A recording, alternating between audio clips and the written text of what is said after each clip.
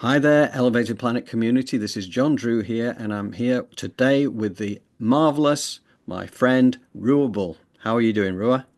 I am good, and I'm so happy to be talking to you today.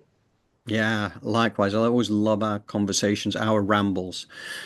So, yeah, it's so today we're going to talk about the child, right? The inner child, all this kind of stuff, because it came up when we did our show last Sunday, something that Jole was talking about in some depth as well.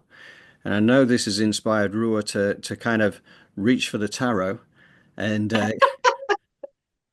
give us give us a basis for exploring that still further. There we go.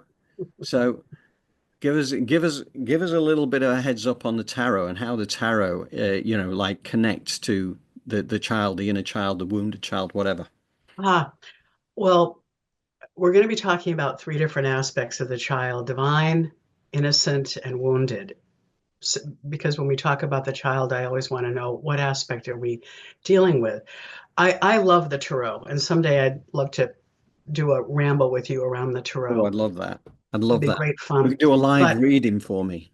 oh, there you go. But the way that for me this really connects the wisdom is in terms of divine child. The tarot starts with the fool, the innocent, the soul that has the veil of forgetfulness has come in, and it's just like, oh boy, here I am. Yeah. Let's see. And then the major arcana tracks the development of the personality, the work with the personal unconscious, and then with what's called the transpersonal unconscious. What's fantastic about the wisdom of the tarot is that, and I love lots of decks, but I love the wisdom of the Rider deck, Rider Okay. Waite deck, because this is the 19 card, the Sun, Okay. where you can see the divine child. And what's so wonderful about it, John, is that this is the wise child that is with Hmm. us from the beginning, but and that absolutely everybody has. And in Okay. all circumstances, you can be in a hospital bed in pain, you can be in a terrible marriage, you can be any place and anywhere, and that energy is there. Not always accessible, but it's always there, Mm. radiating inside of us. And the wisdom of the tarot, putting it at the 19 as opposed to the beginning, is that as we go through our soul journey, and as we do the healing into greater and greater wholeness, we can then access and embody more fully this divine wise child that's inside of us. So I wanted to kind of start with that because, again, when people talk about the child, I'm always thinking, well, what child are Mm. they speaking about? Right. And just And hold that thought for a moment, sure, because I'm just going to sure. take a little something from here. This is interesting because my daughter, she's taken a little interest in tarot. Nothing major, but she's had readings and stuff. She had one thing. This is actually an incense burner kind of little thing. You put your incense stick into it and stuff like that. It's the only one, and she had it, and she gifted it to me when I Mm. was over there, and Oh my gosh. There you it's go. the only one I've Well, got. so we can both imagine that the Son, the divine child, is a kind of holding and supporting and sustaining the space that we're in today. I think that's wonderful. I love it. And again, that it's the Son. It's saying that in some deep way, this innocent wisdom is a profound aspect of who we truly are. Hmm. So I love to we begin with this, and that's just remarkable, John. Isn't it? I love it. I I love love it. that. I love it. I love Don't it. you love it when things like that happen? Happen. And then maybe we can come back to it at the end. Hmm.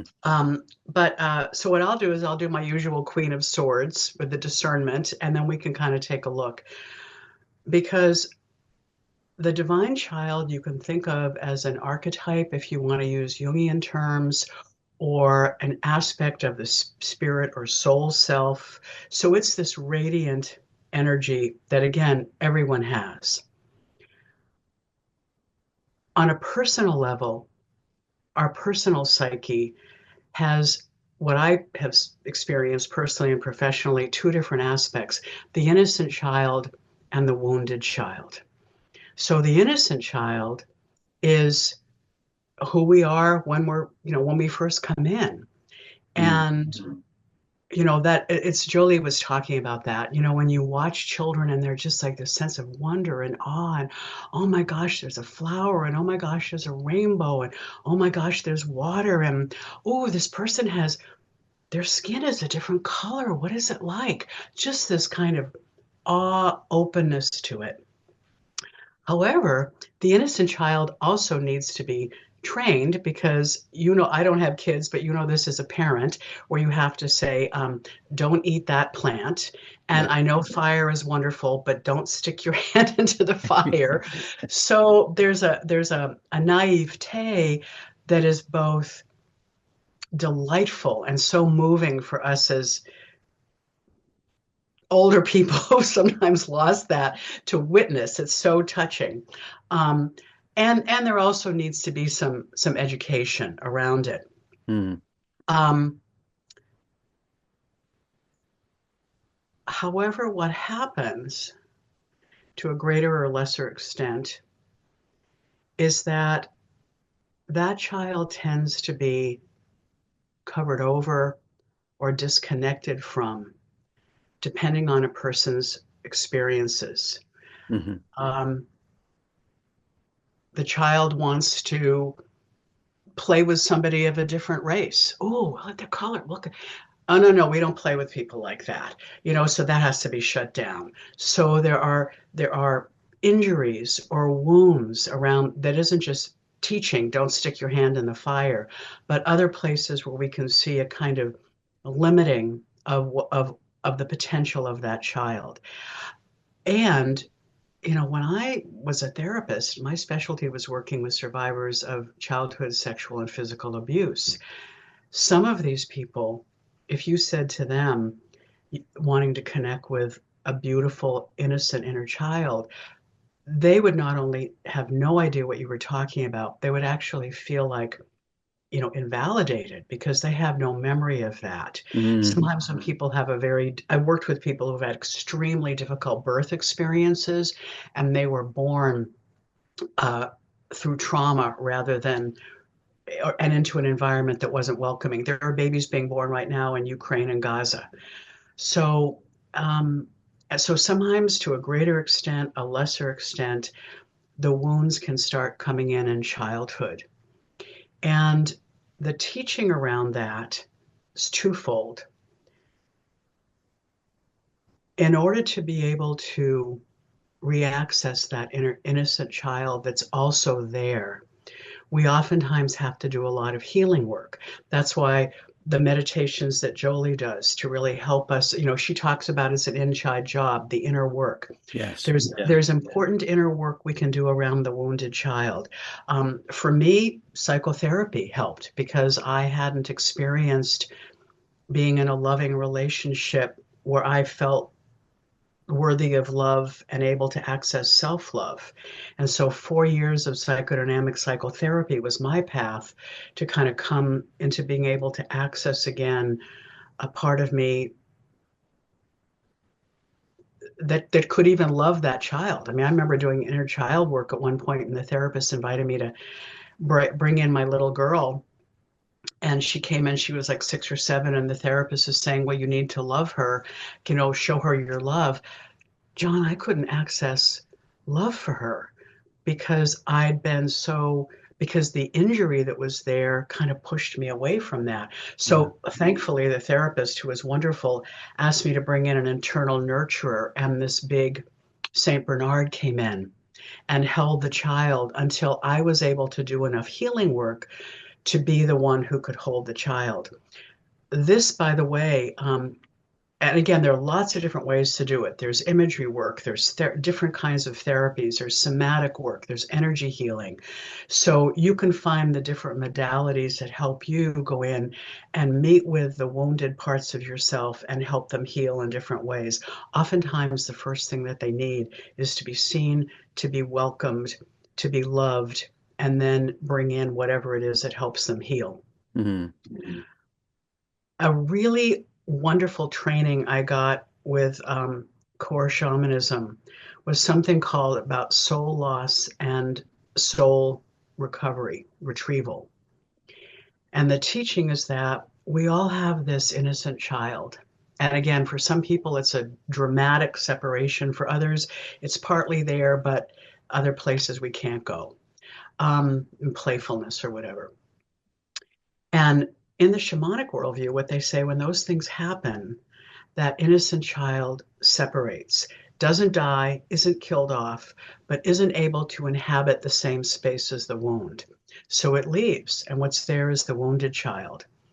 In my experience, again, personally working with a shaman who did this with me, and then me sitting with clients that I help do it for themselves, um, once enough of the woundedness has been cleared, so there's some space, doesn't have to be complete. I'm almost 74 and still stuff still comes up. Oh my gosh, you're there. But it's a never ending process, but apparently, at least for me. But if there's enough space cleared, you can actually do a soul retrieval and return back that child. So my main moment of soul loss that I remembered, I think I told you my mother was ill with alcoholism.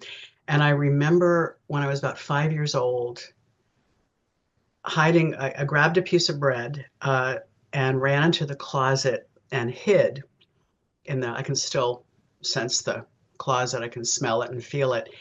And I was jamming bread in my mouth for a couple of reasons. One was to soothe myself, stop the emotions, and to keep quiet so I didn't draw her attention. So I have done soul retrieval around the part of me that left when I had to just shut down and stuff everything in order to be safe. After I did the soul retrieval, my sister sent me a bunch of pictures from our childhood that I didn't have. And I want to show you the picture that she sent that's now on my altar. This is who I was at 4. Right. So this is the little girl, Yeah, yeah. the joyful little girl sitting with her dolly Yeah. Yeah. before. So this is the innocent child. Yeah.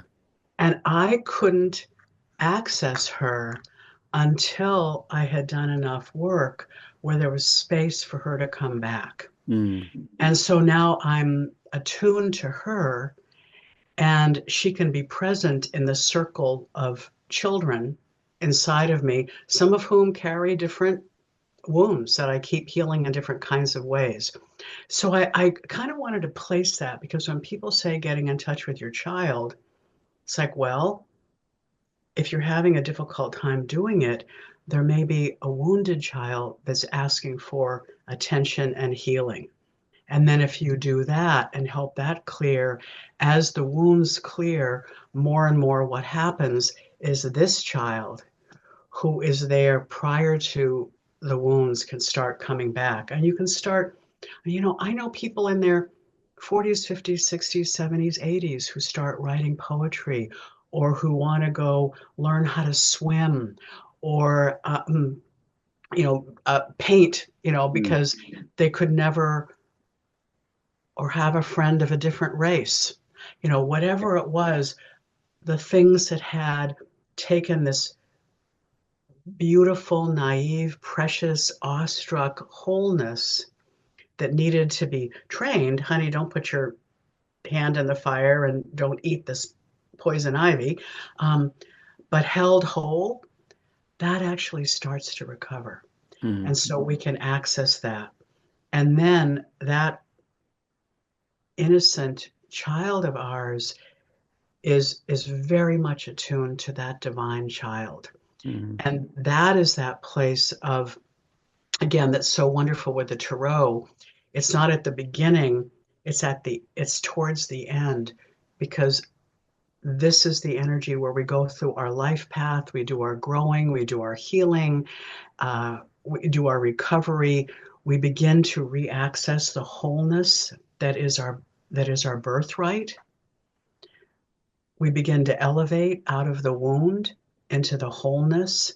the innocent child is present. And that's, again, we find ourselves doing things that we were forbidden to do as children because we don't do that, or you're a girl or you're a boy and you can't. I actually had a client who was 72 years old who always wanted to do ballet. And he actually found a ballet teacher who started to teach, 72-year-old man. And he'd always, but his family was so angry that that might mean he was gay because God for and first of all he wasn't, and second of all who cares, but his family was freaked out about it.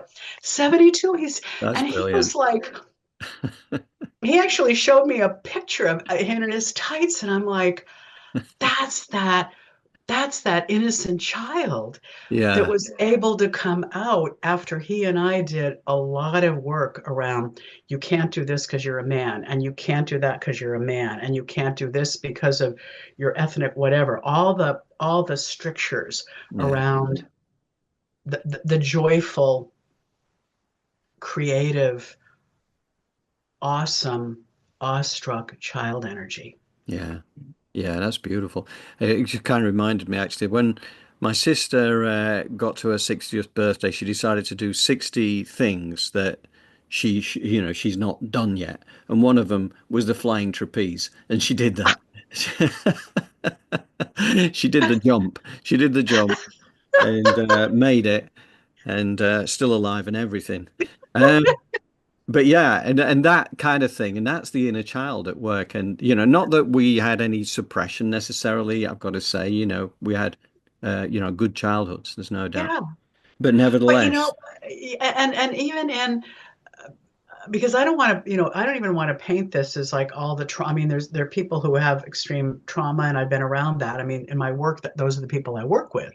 But even in a happy childhood, there are still places where it doesn't necessarily feel, repressive, but well, you can't do that, or we don't do yeah. that, or yes, I know you want to sit and, gaze at this flower for 40 minutes, but we need to go off to the, whatever. Mm, Um, Meeting. Uh, and so again, it's not about necessarily about trauma.